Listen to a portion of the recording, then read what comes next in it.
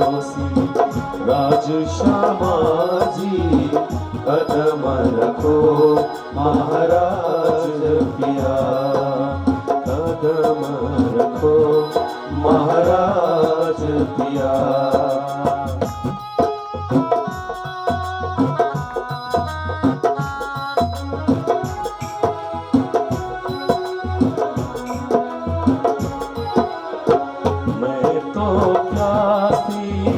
चरण की दासी जन्म जन्म तुम हो मेरे सिरताज। ओ मैं तो प्यासी चरण की दासी जन्म जन्म तुम हो मेरे सिरताज। तन मन जीवन सावर कीन्हो, तन मन जीवन छावर कीन्हो। उन सकलो सुख साज पिया, उन सकलो सुख साज पिया।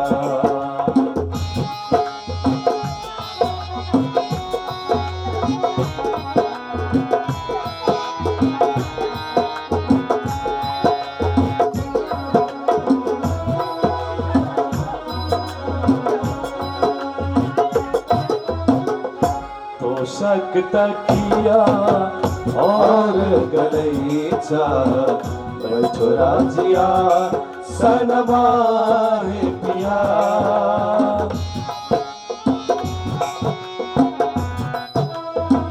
ओ तोषक तकिया और गलीचा बैठो राजिया सनवारे पिया। कंचन थालसी जमुना जल झारी, कंचन थालसी जमुना जल झारी। ये हो मेरे राजी को शरण दुआ, ये हो मेरे राजी को कदम पुछा।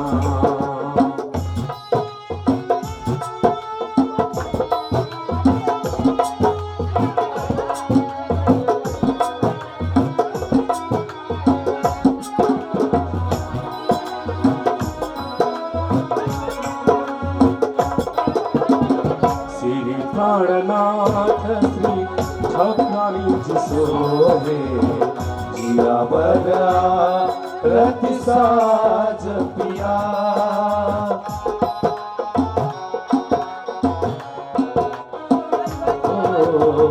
श्री प्राणनाथ श्री ठाकुरानी जी सोहे जिया बगा रति साज पिया। बहु पकवान मिठाई और मेवा, बहु पकवान मिठाई और मेवा। रुचि रुचि व्यंजन बनाओ पिया, चुनी चुनी भोग सजाओ पिया।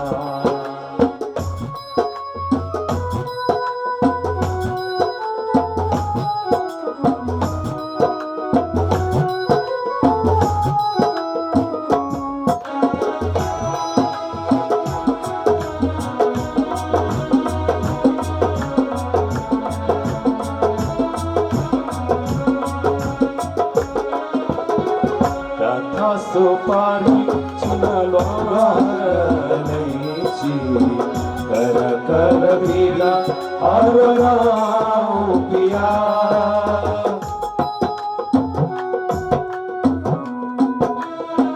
ओ तथा सुपारी चुनलो गलैची कर कर बीला और गाओ पिया।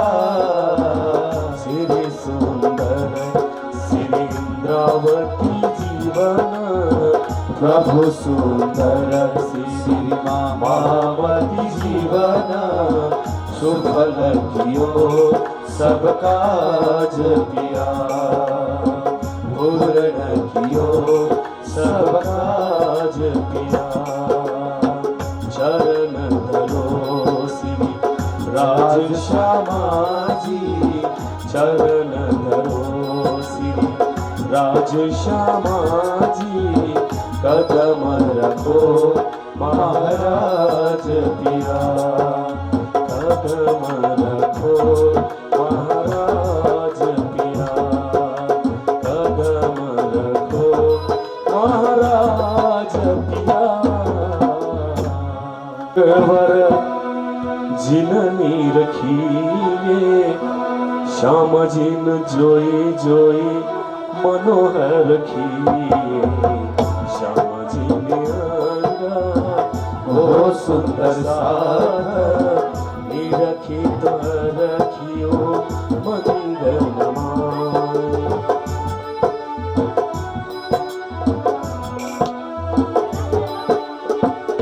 सुंदर साथ बैठो घेरा घेरी, परिक्रमा हो दीजियो घेरा घेरी। दीपक रंग रे सिंहासन, छत्रियो डाणे झालर शोभा दीवाना। पर कंचन कलश जोहे, झलहल जोतन करे नहीं सोए। सिंहासन जोतन माहे, सखियां तो सन्मुख वाणी गावे।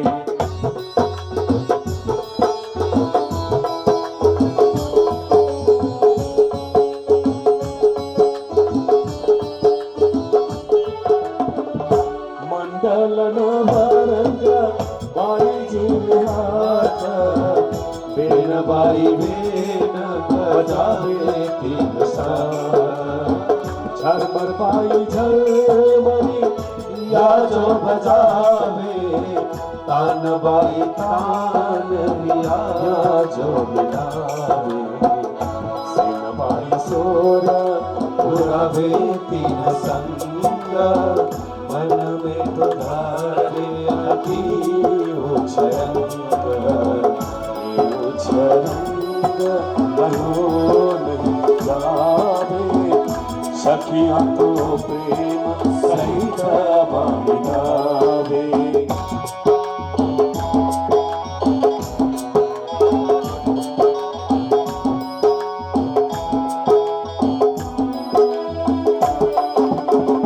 चंदन पुष्प बहुविध राजे, सुगंध सर्वे बारंग छाजे।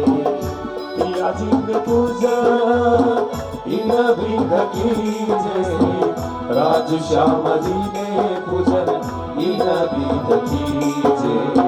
सच्चिदानंद जी ने पूजन इन विध कीजे, राधा कृष्ण जी ने पूजन इन विध कीजे। तुम सब जी ने पूजन इन विध कीजे, सतगुरु जी ने पूजन इन विध कीजे। नीलबाई माता जी ने पूजन इन विध कीजे, प्राणनाथ जी ने पूजन इन विध कीजे।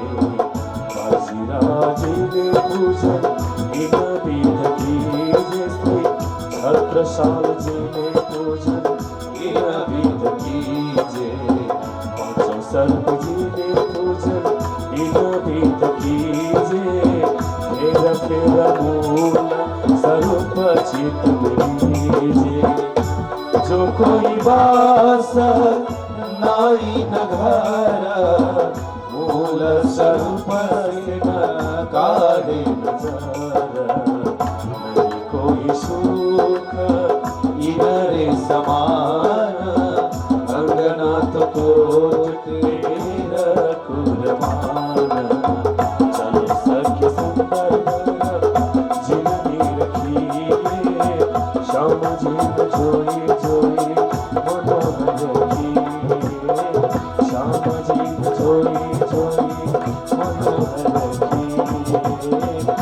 श्यामजी न जोई जोई मनोहर रखी। सद्गुरु महाराज की।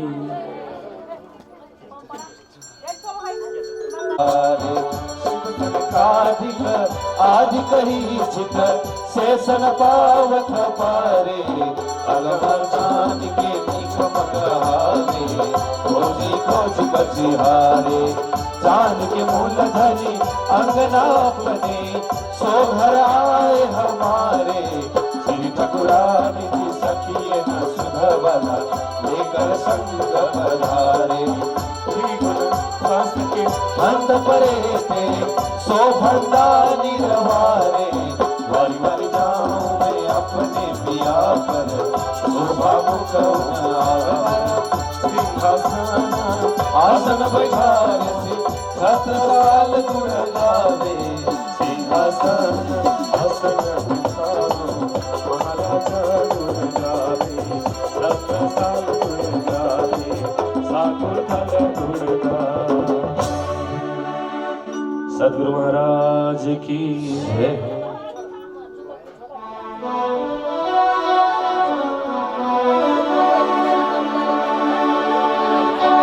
सखी मेरी कंचन थाल चहुमुख दीवना दीपक ज्योत करतो आरती श्री अवधरानी आनंद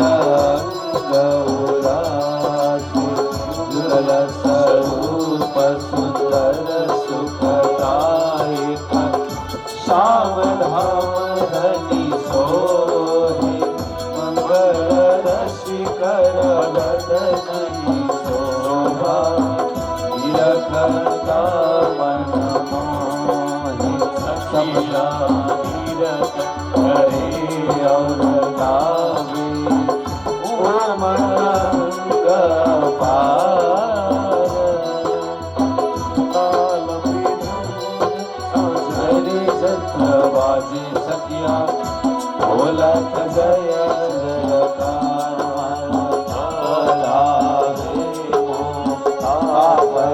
सखिया श्रीयावर श्याम सुहाई कर मन जीवनी छावर करो श्री महामती चरणों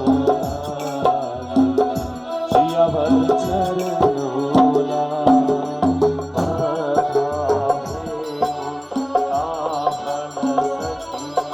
श्रीयावर श्याम सुहाई तन मन जीवनी छावर करो श्री महामती चरणोला जियावर चरणोला।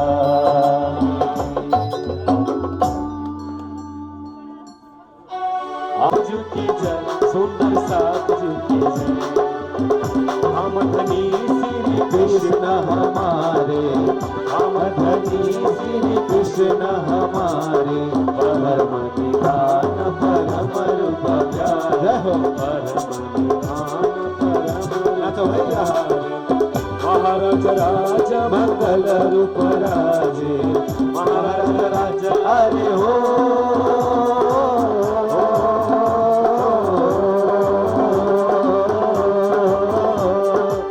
महाराज राजा मंगल रूप राजे संग श्यामाजी तो अनुपति राजे संग श्यामाजी तो अनुपति राजे पूर्ण अक्षर पद से नारे पूर्णाचर हो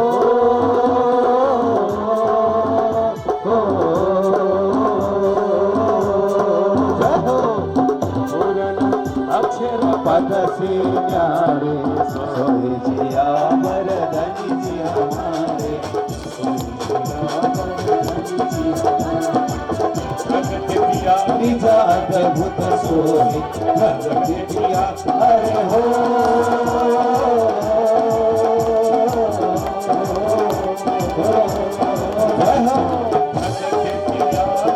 अद्भुत सोहे महापार पावे नहीं कोई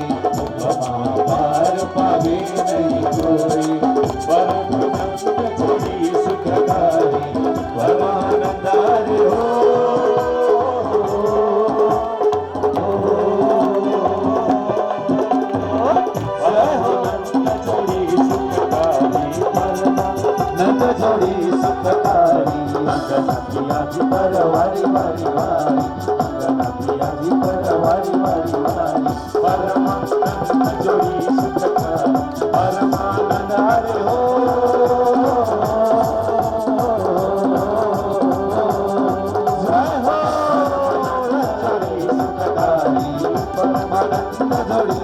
अंगना पियाजी पर वारी वारी वारी अंगना पियाजी पर वारी वारी वारी अंगना पियाजी पर वारी वारी वारी अंगना पियाजी पर वारी वारी वारी।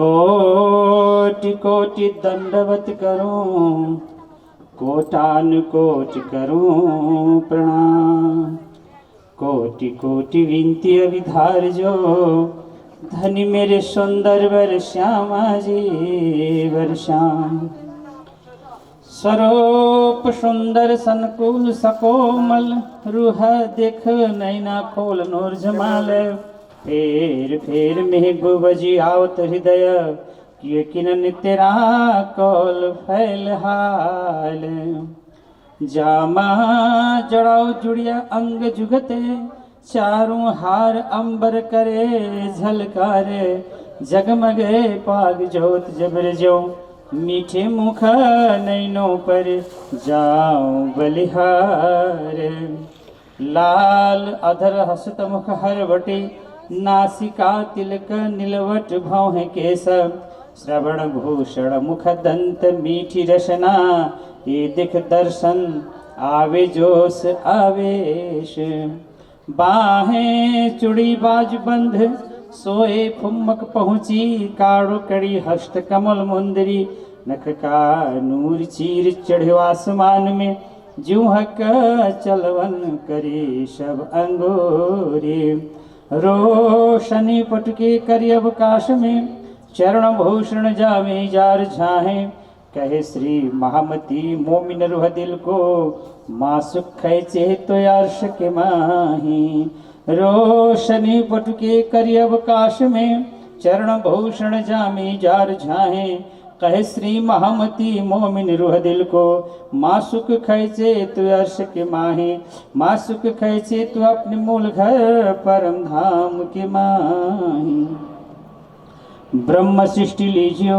हारे सैया यह है अपना जीवन सखी मेरी जो है मूल वतन ब्रह्म सृष्टि लीजियो शास्त्र शब्द मात्र जो बानी ताको कलश बानी शब्दातीत ताको भी कलश को हो अखंड को ता पर ध्वजा धरु तिन थे रहित मगज वेद कतेब के बंदे होते जो वचन आदि कर की अवलौ सखी कबहु न खोले किन सुपन बुद्ध बैकुंठ लहो या निरंजन निराकार सो क्यों शून्य के उलंग के सखी मेरे क्यों कर ले वे पार सुपन बुद्ध अटकल सो वेद कतेब खोजे जिन मगज न पाए माय का बाधे माय निवारे तिन साधु बोले निजवा गावे शब्दातीत बिहद पर कह करे बुद्ध मोह की आगे ना चले शब्द पांच तत्व मोह अहंकार 14 लोक त्रिगुण यह शून्य द्वैत जो लेखड़ी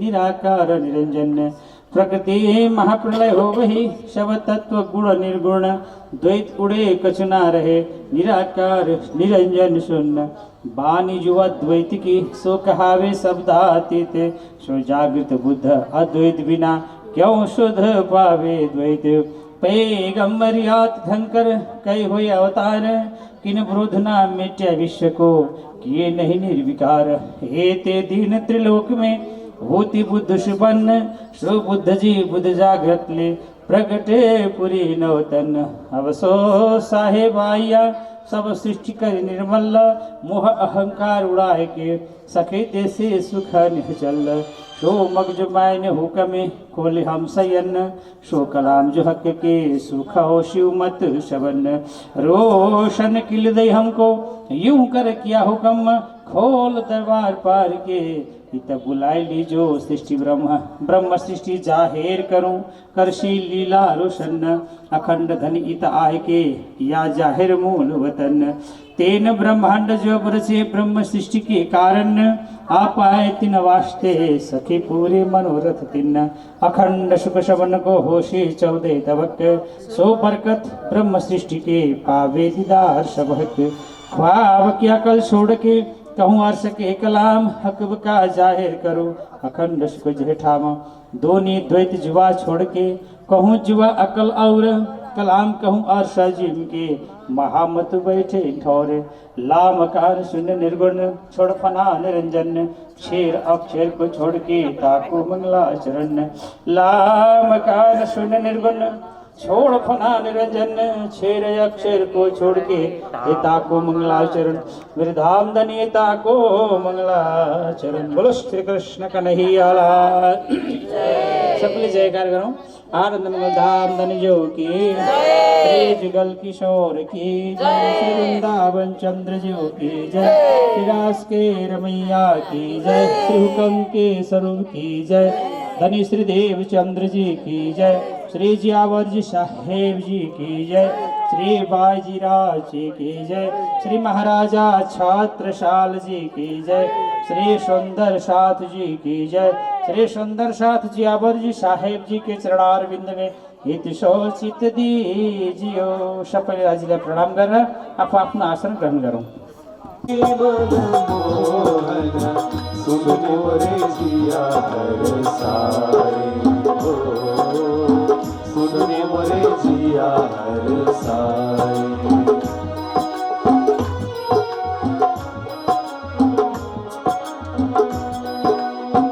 तोरण बंधन बांधे भवन में तोरण बंधन बांधे भवन में चौक पुराए हो बाला मारा मोतियन चौक पुराए मोतियन चौक पुराए हो बाला मारा मोतियन चौक पुराए प्रेम पावड़ा में दारू पिया जी को प्रेम पावड़ा में दारू धनी जी को सखियां सहित घर आवे हो बाला मारा सखियां सहित घर आवे सखियां सहित घर आवे हो बाला मारा सखियां सहित घर आवे मूग भात भी तो पूरी कचौरी मूग भात भी तो पूरी कचौरी जन जो मन भावे हो बाला मारा जन जो मन भावे जन जो मन भावे हो बाला मारा जन जो मन भावे जीवन जुगत जोई सुख पावत जीवत राज समाजी सुख पावत जीवत सच्चिदानंद सुख पावत जीवत पांचों स्वरूप सुख पावत जीवत सुंदर साध सुख पावत यमुना जल अचवाए हो बाला मारा यमुना जल अचवाए यमुना जल अचवाए हो बाला मारा हाथ रुमाल सो पुछाए ले बीड़ा पिया से जा पधारे ले बीड़ा पिया पलंग पधारे ज्ञानदास सुख पाए हो बाला मारा ज्ञानदास सुख पाए ज्ञानदास सुख पाए हो बाला मारा सुंदर साथ सुख पाए सुंदर साथ सुख पाए सुंदर साथ सुख पाए।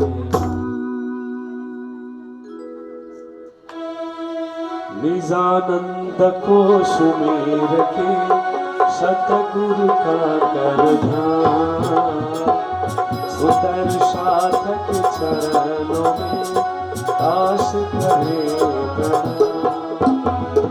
बार बार विनती करूं सुंदर साथ सोया सेवक सेवा भाव में पारे प्रेम सनेहा सेवक सेवा भाव में पारे प्रेम सनेहा।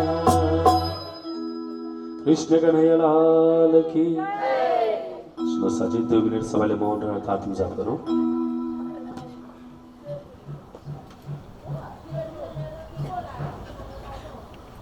हेतवे तापत्रय विनाशाय श्री कृष्णाय वयं नुमः। आनन्दकन्दं प्रभुदेव चन्द्रं ब्रजे सर्वपेण पुरा विजातम् प्रविश्य प्राप्तं प्रियप्राणनाथं परेशपुरं सततं नमामि। ब्रह्मप्रिया जागरणाय जातः सर्वस्वपाता भवसिन्धुत्राता विज्ञानदाता निजधर्मदाता विधेन मतो शरणं प्रपद्ये। यं ब्रह्मा वरुणेन्द्र रुद्रमरुतस्तुवन्ति दिव्यैस्तवै वेदैः साङ्गपदः ब्रह्मोपनिषदैः गायत्र्यं साम्प्रदा ज्ञानमस्तितद्गतेन मनसा पश्यति योगिनो येषां दग्धविदो सुरासुरगण देवाय तस्मै नमः। प्रौढा ज्ञानविनाशनैकचतुरं सत्रेव लक्ष्यं स्थितं धामोद्धाम विवेचनैकजननीं सतारतम्यादित्वम् योद्रामच्छाकुण्डलाय धरणीं पालय विद्यां परं तं वन्दे मुनिवृन्दवन्दितपदं श्रीप्राणनाथाविदम्। श्यामसङ्गतियुक्तं विशुद्धवदनं राजेश्वरविराजितं दत्तं यो न च भक्तवत्सलमतिधृतात्मनामं स्वयं ब्रह्मा विष्णु शिवैः सुरैः व्यवहितं वेदैरगं निर्विभुम् वन्दे तं परमधामभूषणतरं श्रीकृष्णनामापरम्। बन्धौ सद्गुरुचरणको भवजलतारणपार कुमति विनाशन सुखकर्ण गर्भप्रहार। प्रथम श्री पुरुषोत्तम को द्वितीय सद्गुरु श्याम तृतीय सर्वभक्त समुदायहरूमा चरण लागि प्रणाम। तृतीय सर्वभक्त समुदायहरूमा चरण लागि प्रणाम।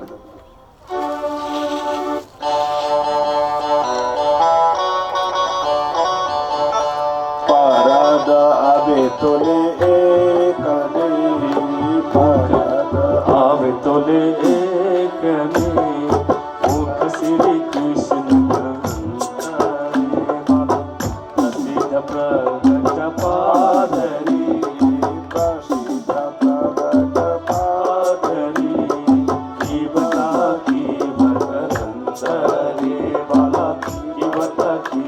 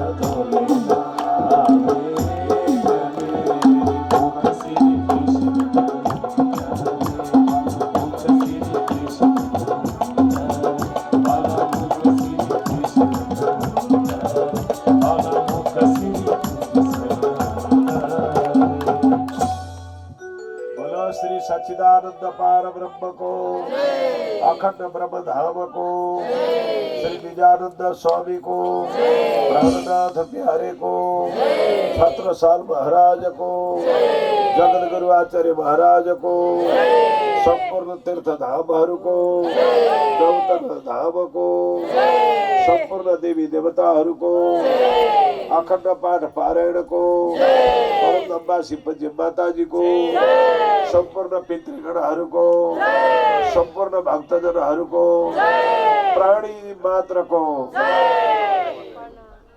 साक्षात विश्व प्राणी मात्रका प्राणधार परात्पर अखिलेश्वर श्याम सुन्दर आनन्द कंद पुरुषोत्तम परमात्मा श्री श्रवण गरेका थियौं। 2 करोड व्यक्तिहरूले अहिले दिव्य दर्शन च्यानलबाट धार्मिक प्रसङ्गहरू सुनिराख्नु भएको छ। त्यो नेपाल अधिराज्यभरिका मठ मन्दिरहरूको पनि छायाङ्कन गरेर यसलाई जनसमाजमा पुर्याउन भने दिव्य दर्शनका प्रबन्धक श्री मणिराज पाण्डेजी तथा भिडियो रेकर्ड गरिनुभएका छायाङ्कनजी र यहाँ आज सानो नानीको गुनी उचोलीको एउटा कर्म विधान छोरो मान्छेलाई व्रतबन्धबाट कुमारबाट एउटा पवित्र कार्यमा उद्धार गरिन्छ भने छोरी मान्छेको गुनी उचोलो पनि एक प्रकारको व्रतबन्ध नै हो। त्यो कार्य एकछिनपछि पूजनीयको रूपमा कन्याकुमारीको रूपमा रजस्वला नभइकन पूजा गर्नु भनेको देवी लक्ष्मी सरस्वती पार्वतीलाई पूजा गरेको फल मिल्छ भन्ने पूर्व महापुरुषहरूको भनाइ छ। अहिले त्यो पूजा पनि एकछिनपछि हुन्छ।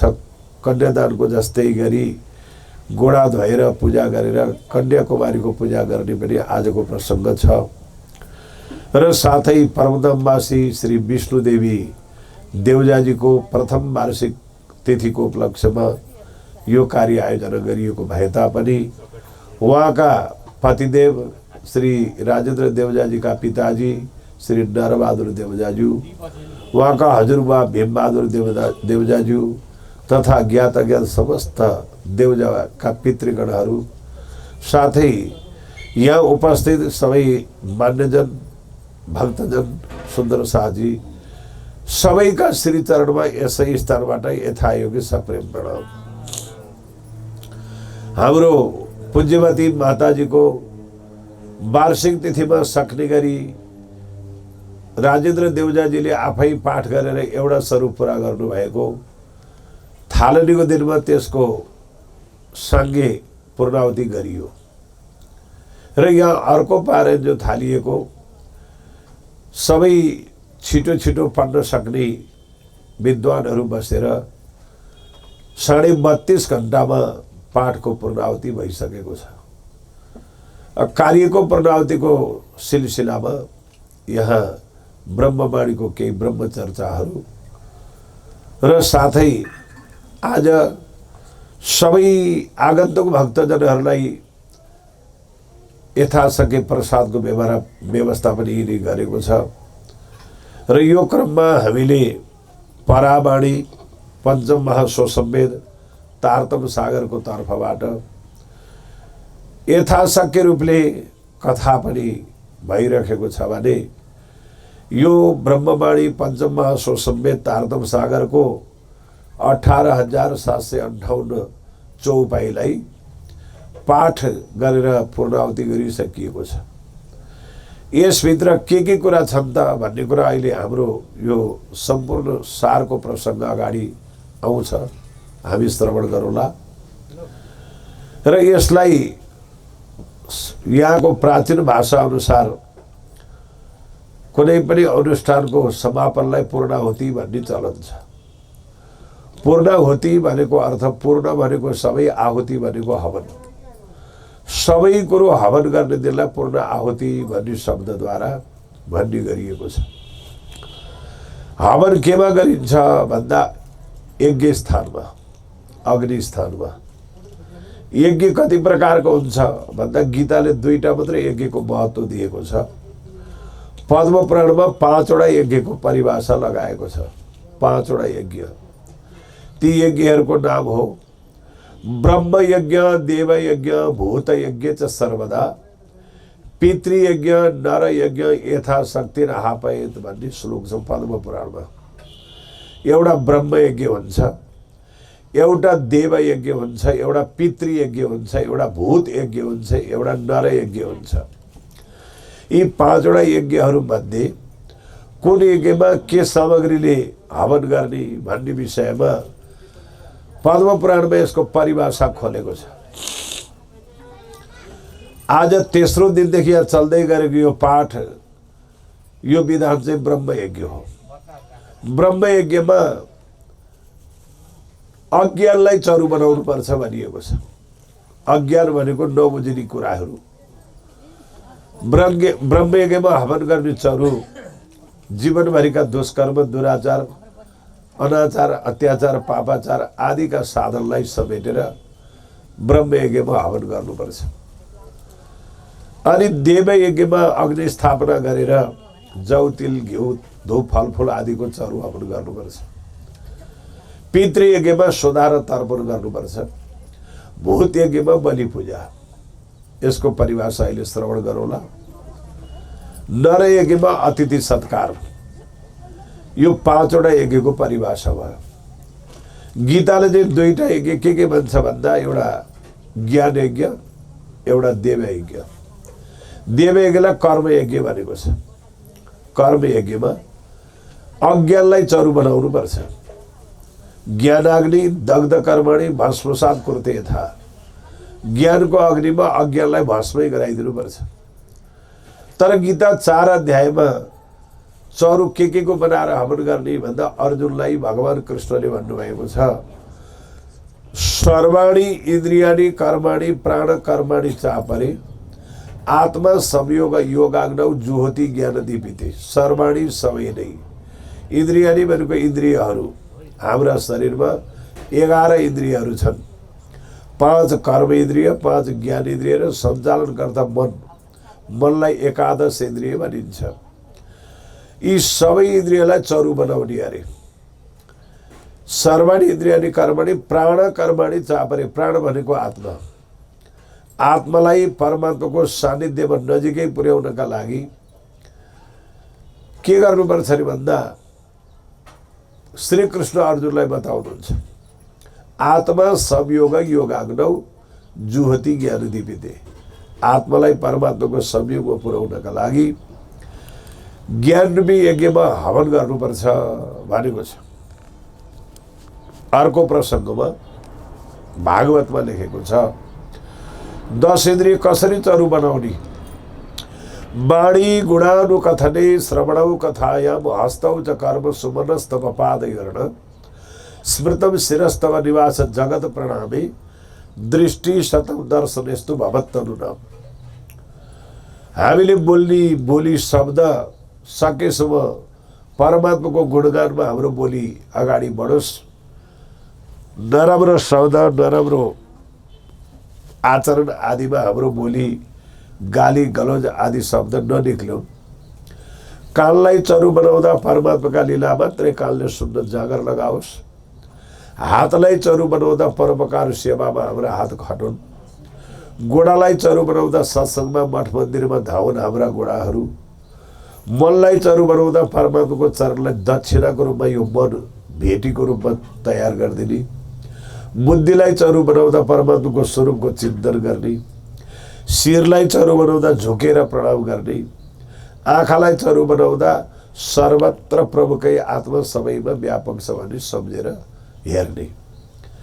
यसलाई पनि पूर्णावतीको हवनकै कुरा गरेको छ। अर्को पूर्णावती हाम्रो यहाँ जति श्रद्धालु भक्तहरूले चढाएका फलफुलहरू सबै भक्तका हृदयमा परमात्मा हुनुहुन्छ भनेर प्रसादको रूपमा बाँड्ने गरेको छ। अनि यहाँ चढाएको भेटी अक्षता नजिकैको आश्रम छ यहाँ कोटेश्वरमा।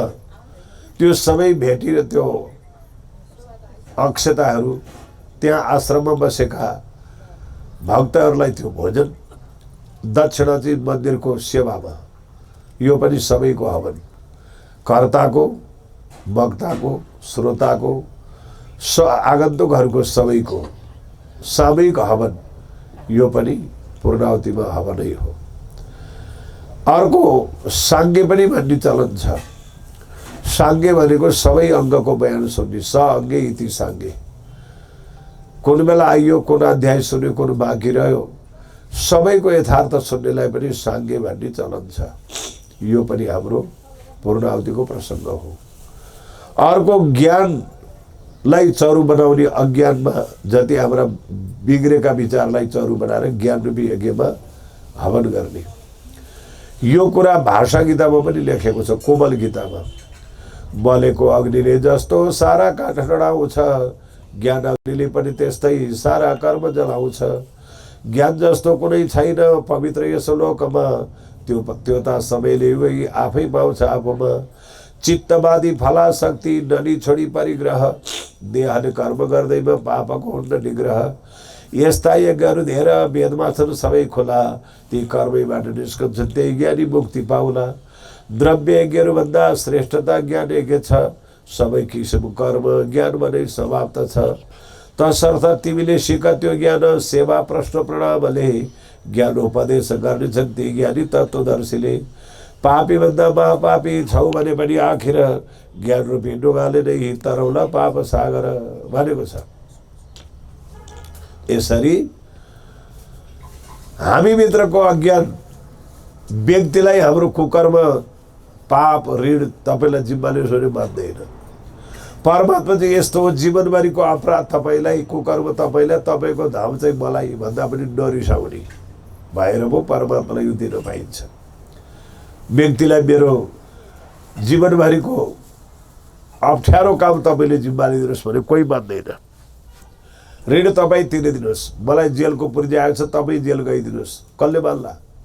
तर परमात्मा चाहिँ यस्तो चिज हो, मेरो जन्म जन्मभरिको अपराध कुकर्म तपाईँलाई, तपाईँको धाम र तपाईँको सान्निध्यता चाहिँ मलाई भन्दा पनि नरिसाउनेलाई हो नि त दिने। त्यस्तो हो परमात्मालाई दिनुपर्ने सामग्री।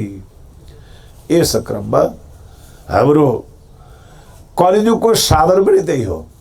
सत्ययुगमा 1 लाख वर्षको आयु हुँदा हड्डीभित्र प्राण रहेको हुन्थ्यो, त्यतिखेरको साधन तपस्या हो। त्रेतायुगमा 10,000 वर्षको आयु हुन्छ मनुष्यको, प्राण गएर छालामा बस्दछ, त्यतिखेरको साधन यज्ञको हो। द्वापरयुगमा 1000 वर्षको आयु हुन्छ मनुष्यको, प्राण गएर ब्लडमा रगतमा बस्दछ, त्यतिखेरको साधन पूजा हो। कलियुगमा अनिश्चित आयु छ, प्राण गएर अन्नमा बसेको हुन्छ, यतिखेरको साधन भक्ति हो। 1,00,000 वर्षको उमेर हुँदा तपस्या, 10,000 वर्षको उमेर हुँदा यज्ञ, 1000 वर्षको उमेर हुँदा पूजा, अनिश्चित आयु हुँदा भक्ति। तर मान्छेले पुराणले भनेअनुसारको गर्दैन। यो कुरो भागवत महात्म्यमा लेखेको छ। लेखेको एक थरी छ, मान्छे चाहिँ रूढिवादीमा अर्काले जे गर्यो त्यही पछि लाग्छ। अध्ययन गर्नु छैन, के लेखेको छ हेर्नु छैन। त्यहाँ के लेखेको छ, कृत्यतो ध्यायतो विष्णु, सत्यादियुगमा मात्रै विष्णुको ध्यान गर्नु। त्रेतामा यज्ञतो मकै, त्रेतायुगमा सारा यज्ञहरू गर्नु, त्रेतामा मात्रै त्यसको साधन हो। द्वापरमा परिचर्या, द्वापरमा सारा पूजापाठ मात्रै गर्नु। तर कलियुगमा केवल कृष्णको भक्ति गर्नु। कलौ त केवल भक्ति ब्रह्म साहिबजी कारणी, कलौ भक्ति भक्त्या कृष्ण पुरस्थितः लेखेको छ यसरी। तर व्यक्ति जुनसुकै बेला पनि एउटै परिपाटी मात्रै चलाउँछ। लेखेको के छ, कुन बिमारीलाई कुन औषधि भने जस्तै, कुन युगलाई कुन साधन ऋषिहरूले छुट्याएको छ। तर तपाईँ अहिले पनि त्रेतायुगको साधन, अहिले द्वापरको साधन अपनाएको छ। अब यतिखेर त आयु छोटो छ, क्यान्सरले पीडित भएको बिमारीलाई एउटा सिटामोल खान दिएर विश्व बार्छु भने जस्तो छ। एन्टिबायोटिक पनि काम नगर्ने बेला छ हो। अनिश्चित आयु भएको बेलामा अरू साधनले हुँदैन भन्छ व्यासको वचनले। हामी चाहिँ त्यही पुराणमा भएको सत्य तथ्य नकेलाइकन परम्पराले जे गर्यो अर्काले जे गरेको देखिन्छ, त्यसमा मात्रै पछि लागेर हिँड्ने समाज छ। यो कुरो शास्त्रमा लेखेर पनि हो। धर्मस्व तत्त्वम निहितम गुहायम महाजनो एनकता सम्बन्धा भनेको छ। धर्म तत्त्वले के भन्छ अरे भने मान्ने जन ठोलाबाट जो बाटो लाग्छ त्यसैको पछि लाग्नु भनिदिएका भरले पनि व्यक्तिले नसोचिकन पछि लागेको छ। तर त्यो गरेको कर्मफल चाहिँ कहाँ पुग्छ त? हो यसरी तपस्या गरेको फल श्री विष्णुको वैकुण्ठ लोक प्राप्ति हो। सत्ययुगमा तपस्या गर्नाले श्री विष्णु लोक प्राप्ति हुन्छ। त्रेतामा यज्ञ गर्नाले इन्द्रको लोक प्राप्ति हुन्छ स्वर्गको पूर्वपट्टि। द्वापरमा पूजा गर्नाले देवताको लोक प्राप्त हुन्छ। तर ती प्राप्त भएका लोकहरू प्रलयकालमा सबै नाश हुन्छ। वैकुण्ठ पनि नाश हुन्छ, शिवलोक पनि नाश हुन्छ, नारायणको धाम पनि नाश हुन्छ, ब्रह्मपुरी पनि नाश हुन्छ, देवलोक पनि नाश हुन्छ। तर पुराणमा नाश हुन्छ भनिदिएको भए तापनि पण्डितहरूले भनेको हुँदैन, धर्मको व्याख्या गर्नेहरूले भनेको हुँदैन। अनि पण्डितहरू कि पण्डितले पढ्नै पर्यो कि पण्डितहरूले भन्नै पर्यो, नत्र अरूलाई थाहा हुँदैन। अनि परम्परामा जे चलेको छ त्यही नै होला भन्नेमा समाज दौडिराखेको छ। तर त्यसरी होइन। प्रसङ्गमा के प्रश्न पारेको छ भने युग अनुसारको साधन रोग अनुसारको औषधि भने चाहिँ कलियुगमा हाम्रो छोटो आयु भएको हुनाले पञ्चाग्नि ताप्न सकिँदैन, काँसी करवट लिन सकिँदैन, सूर्यलाई हात चढाएर जीवनभरि उभिएर बस्न सकिँदैन, अन्न पानी त्याग्न सकिँदैन, हिमालमा पलेटी कसेर तपस्या गर्न सकिँदैन। अहिले त काम गर्दै खेतीपाती बिजनेस व्यापार उद्योग धन्दा गर्दै पनि धर्म कमाउनु परेको छ। कलियुगको साधन त त्यो पो लेखेको छ त, गच्छन् तिष्ठन् सोपन वापी पिबन भुञ्जन जपन तथा कृष्ण कृष्णेति संकृत्य मुच्यते पाप कञ्चुकात्। शिवपुराण प्रकृति खण्डको 30 अध्यायमा लेखेको छ, हिँड्दा बस्दा सुत्दा पिउँदा खाँदा जप्दा कृष्णको मात्रै चिन्तन कसैले गर्यो भने त्यस व्यक्तिको हड्डीभित्र पनि पाप बाँकी रहँदैन। तस्से देहस्थितम पापम तत्क्षणमति हड्डस्थिति भनेको छ। हड्डीभित्रको पाप पनि समाप्त हुन्छ। केले? श्री कृष्ण नामले। यस कारणले कलियुगमा कृष्ण भक्ति किन? कलि पनि कालो, कृष्ण पनि कालो। अनि कालोले कालै जिम्मा लिन्छ। तर दिव्यधाममा कालो होइन नि कृष्ण। फेरि परमधाममा त करोडौँ सूर्यको तेजभन्दा नि अझै प्रकाशिलो। तर पृथ्वीमा कालो किन भएको? रामचन्द्र भगवान व्यवहारको मर्यादा सिकाउन दिउँसो आउनुभयो, शुक्ल पक्ष पारेर चैत्र शुक्ल नवमी दिउँसो 12 बजे। अनि कृष्ण चाहिँ कृष्ण पक्षमा रातको 12 बजे। किन यसरी दुईटैले 12 बजे रोजे? किन एउटाले शुक्ल पक्ष एउटाले कृष्ण पक्ष, एउटाले दिउँसोको 12 एउटाले रातको 12 किन? यसको कारण राम धरतीमा मर्यादा सिकाउन आउनुभएको। व्यवहारमा कस्तो कस्तो मर्यादा, मातापितालाई कसरी मान्नुपर्ने, बन्धु बान्धवलाई कसरी मान्नुपर्ने, जनता जनार्दन कसरी मान्नुपर्ने, र केवल भाइ भाइमा कस्तो प्रेम हुनुपर्ने, यो सबै प्रकारको व्यवहार सिकाउन राम दिउँसो मध्याह्न 12 बजे, त्यो 12 बजेको समयलाई अभिजित नक्षत्र भनिन्छ। त्यतिखेर ठिक्क 12 बजेको समय रामले रोज्नुभयो। श्री विष्णुको 18मा अवतार भएर राम धरतीमा आउनुभयो।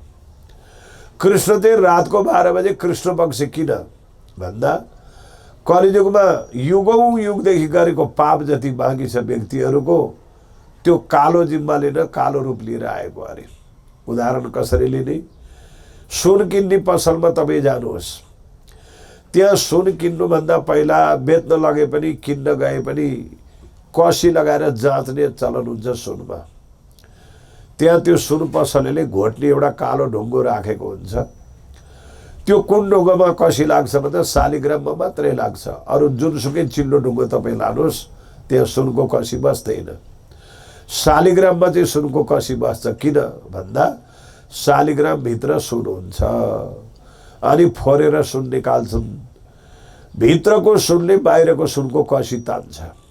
त्यसै गरी हाम्रो करोडौँ वर्षदेखि कमाएको पाप जति हाम्रो भित्र छ त्यो हाम्रो पापको तत्त्व तान्नलाई कृष्ण धरतीमा मात्रै कालो हो।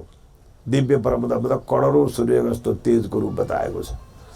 शिवजीले पार्वतीलाई बताउँदा पनि मैले ध्यान गरेको पुरुष कस्तो छ भने पार्वती त्रिनेत्रम पञ्चवक्त्रम च कोटि सूर्य समः प्रभम जपनम परमात्मा च ब्रह्मज्योति सनातनम भनेर नारद पञ्चरात्रको दोस्रो रात्रको 10 अध्यायको 8औं श्लोकमा पार्वतीलाई शिवजीले त्यो रूप वर्णन गर्नुभएको छ। यहाँ तारतम्यमा चाहिँ अक्षराते श्रीकृष्ण रूप कस्तो मानेको छ भने नूरको रूप स्वरूप अनुप है नूर नैना नीलवट नासिका नूर। उहाँको दिव्य स्वरूपका नूरै नूर भनेको लाइटमा उदाहरण दिने अर्को शब्द छैन। नूरको उपमा दिने अर्को रत्न हुँदैन। सूर्यको उपमा दिएर पनि नपुग्नेलाई नूर भनिन्छ। यो विषयमा जसले शास्त्रको भेद गहिरो जानेको छ उनले त्यो भेद बुझ्न सक्छ। एकपल्टको कुरा हो, झापा जिल्लाको शनिश्चरे बजार शनिश्चरे गाउँ छ एउटा झापा जिल्लामा। त्यहाँ एकजना कपिला मुनि भट्टराई जिम्मेदार हुनुहुँदो रहेछ। पहिला 40-50 बिघा जग्गाको मालिक कपिला मुनि जिम्मेदार।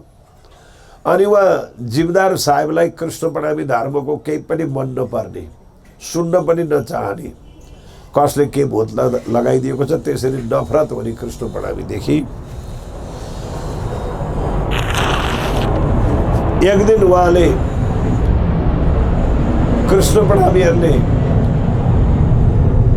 नूरै नूरको व्याख्या गरेको सुनेर यो यिनीहरूले कहाँको शब्द नूर भन्ने शब्द पढे, यिनीहरू हिन्दू धर्मभित्र होइनन् कि क्या हो, हामीले त जीवनभरि नसुनेको नूर शब्द हो भन्ने लागेछ।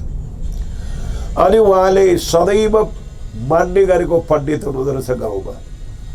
पुराणभन्दा भन्दा उहाँलाई नै लाउने गरेको एकजना विशाल विद्वान पण्डितजीका जिम्मेदार जानुभएछ र पण्डितजी तपाईँ नूरको अर्थ गर्नुहोस् त नूरको के अर्थ लाग्छ भनेर सोध्नुभएछ।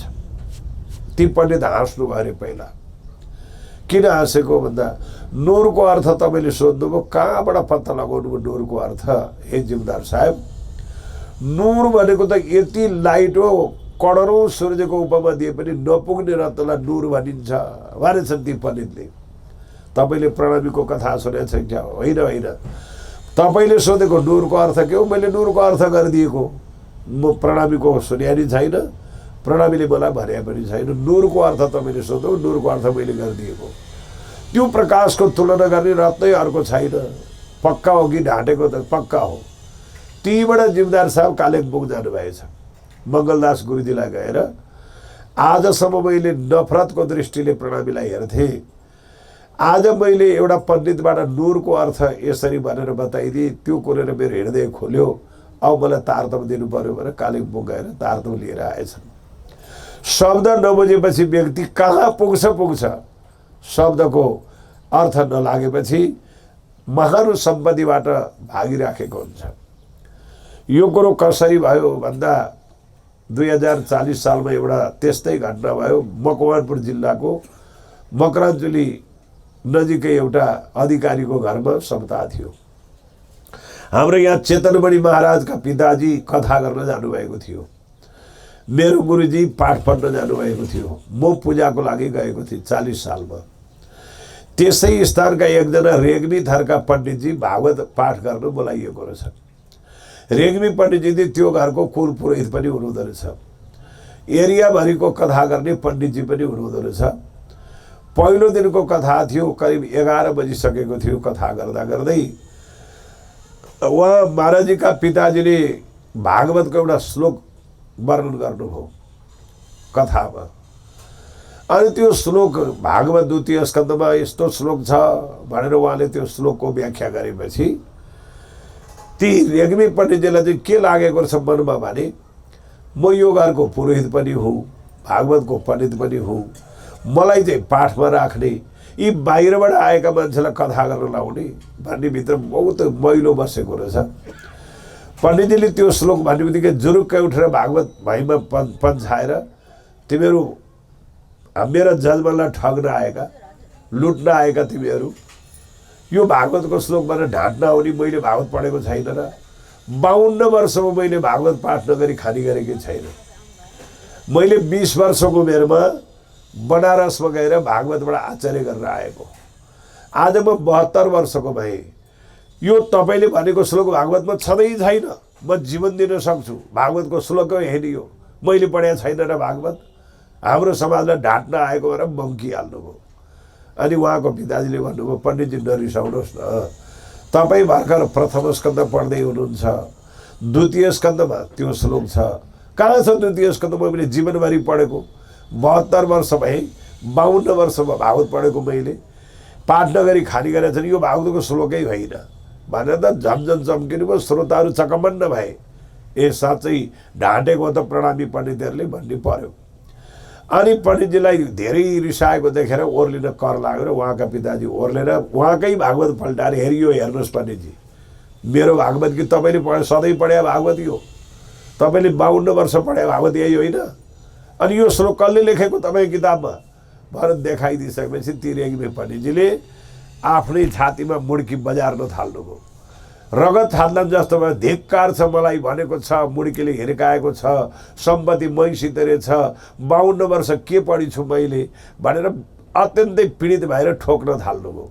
अनि सबैले हात समाते पण्डितजीको। अनि भैमा बसाएपछि अनि रुन थाल्नुभयो रेग्मी पण्डित। अनि के भयो त भनेर सोद्धा अब त्यसको महत्त्व त पण्डितजीले अर्थ गरिसकेका थियो उहाँका पिताजीले। तर त्यो भागवतकै होइन भनेर किन उहाँले त्यसो गरेको छ भन्दा आफ्ना लागि पढे भने त्यो श्लोक अर्थ आउँथ्यो। दक्षिणाका लागि भागवत पढ्नेलाई त्यो भागवत के भने के थाहा? पैसा कमाएर पढेको अनि पाठमा पढेको। तर त्यो भागवतको श्लोकले के भन्दैछ भने जानेर पढे भने त अर्थ खोलिहाल्थ्यो नि। पढेका मान्छेलाई अर्थ नखोल्ने थियो र? त्यो श्लोक त्यहाँ भागवतमा कस्तो छ ध्यान दिएर सुन्नुहोस् है। मैले त त्यो पछि गएर राम्रो केलाएर हेरेँ। भागवतमा यत्रो पण्डितजीले छाती पिटेको चिज के रहेछ त भनेर हेर्नु मन लाग्यो। त्यहाँ के लेखेको छ भने धन प्राप्त गर्ने हो भने साह्रै शुद्ध निष्ठासँग लक्ष्मीको मात्रै पूजा गर्नु भन्ने लेखेको छ। विद्या प्राप्त गर्ने भने सरस्वतीको मात्रै पूजा गर्नु साह्रै शुद्ध गरेर। यसै गरी राम्रो हुनु पर्यो भने कामदेवको पूजा गर्नु। छोराछोरीलाई जोडी मिलाएर बिहा गर्ने भने गन्धर्व गन्धर्वीको पूजा गर्नु। आफू स्वस्थकर रहने हो भने अश्विनी कुमारको पूजा गर्नु। सिद्धि प्राप्त गर्ने हो भने गणेशको मात्रै पूजा गर्नु। ऐश्वर्य प्राप्त गर्ने भने रामको मात्रै भक्ति गर्नु, अरू कसैको नगर्नु ऐश्वर्यका लागि। मुक्ति चाहियो भने ब्रह्मा विष्णु शिवको मात्रै गर्नु। सन्तान चाहियो भने वंशको बालको पूजा गर्नु। अनि विद्या बुद्धि आरोग्य सन्तान वैभव भइकन पनि अन्त्यमा आत्मा पनि मोक्ष गराएर तार्नु पर्यो भने चाहिँ सबै कुरा छोडेर परब्रह्मको मात्रै भक्ति गर्नु भन्ने लेखेको रहेछ। श्लोक है सुन्नुहोस्। अकामो सर्वकामो वा मोक्ष काम उदाहरणी तिम्रेन भक्ति योगेन यज्ञत पुरुषम परम। संसारको कार्य पुरा गर्नुहोस् या देवी देवताको फल प्राप्त आशीर्वाद प्राप्त गर्नुहोस् या मरणोपरान्त आत्मालाई मोक्ष पनि गराउनु पर्यो भने तिम्रेन भनेको हतार गरेर भक्ति योगेन भक्ति योगमा लागेर यज्ञता मान्नुपर्छ। कसलाई? परमपुरुष परमात्मालाई भक्ति गरेपछि कुनै पनि बाँकी रहँदैन है भन्ने प्रकारको श्लोक त्यहाँ लेखेको रहेछ। 52 वर्ष पढ्दा किन बुझिएन भन्दा आफ्ना लागि पढेको होइन रहेछ। आफ्ना लागि पढ्ने त शब्द शब्दको अर्थ बुझिहाल्छ नि। अर्का लागि भइदिएको पण्डितजीलाई के थाहा? मलाई पण्डित भन्छन्, बोलाउँछन्, दक्षिणा दिन्छन्, खाना दिन्छन् भन्ने रूपले पढ्याले बुझ्छ। त्यो श्लोकले के भन्न खोज्यो भनेर आफूले पनि त्यसभित्र पसेर पढिहेर्नुपर्छ। आफूलाई नपढिकन किताब पढेर केही हुँदैन।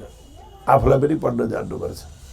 हो त्यो प्रकारले यहाँ चतुर्स्कन्धमा पनि यस्तै एउटा श्लोक छ। चतुर्स्कन्धमा कस्तो श्लोक छ भने यथा तरुण मूल निषेचनेन त्रिपेन्द्र तत् स्कन्द भुजोपशाखा प्राण प्रहरा छ यथा इन्द्रियाणाम तथैव सर्वार्हणम अच्युतेज्य भन्ने एउटा श्लोक छ।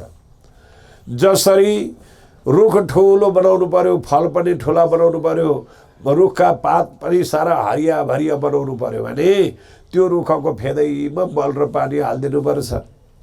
छिट्टै रुख बढाउन मन लागेर रुखका हाँगै पछि मलको पोको र पानीको लोटा झुन्डाएका भरले न रुख ठुलो हुन्छ न फल ठुलो हुन्छ। फेदमा हालेको मल पानीले कुनै पनि हाँगालाई सेचन कमी हुँदैन। त्रिपेन्दी तत् स्कन्द मुजुब शाखा, फेदमा हालेको पानीले त्यसका ठुला आँगा र साना आँगा र पात पनि सबै तृप्त हुन्छन्। जसरी प्राण प्राणाथ यथा इन्द्रियनम तथैव सर्वारहणुमच्यु त्यज्य, जसरी भोक लागेर शिथिल भएको व्यक्तिले एक ठाउँमा उभिएर 1000 पल्ट खानेकुरा र फलाक्या भरले जिउमा तागत आउँदैन। खानेकुरा ठुलो ठुलो हेरेर तागत आउँदैन, खानेकुरा कुस्दै बोकेर तागत आउँदैन, खानेकुरा जिउमा घटेर घसेर पनि तागत आउँदैन, ठुलो ठुलो हेरेर पनि तागत आउँदैन। मुखबाट खानेकुरा खायो भने अङ्गको कुनै पनि ठाउँमा तागत कमी हुँदैन। प्राण प्रारथ यथा इन्द्रियनम तथैव सर्वारहणुमच्यु त्यज्य, जसरी मुखबाट खाएको खानेकुरा अङ्ग प्रत्यङ्गलाई त्यसको प्रोटिन तत्त्व पुग्यो, त्यसै गरी 1 को अङ्क लेख्नुभयो भने एउटा 0 हाल्नुहोस् 10 भइहाल्छ। अर्को 0ले 100 हुन्छ, अर्को 0ले 1000 हुन्छ, अर्को 0ले लाख हुन्छ, अर्को 0ले करोड हुन्छ, 10 लाख हुन्छ, अनि करोड हुन्छ, खर्ब हुन्छ।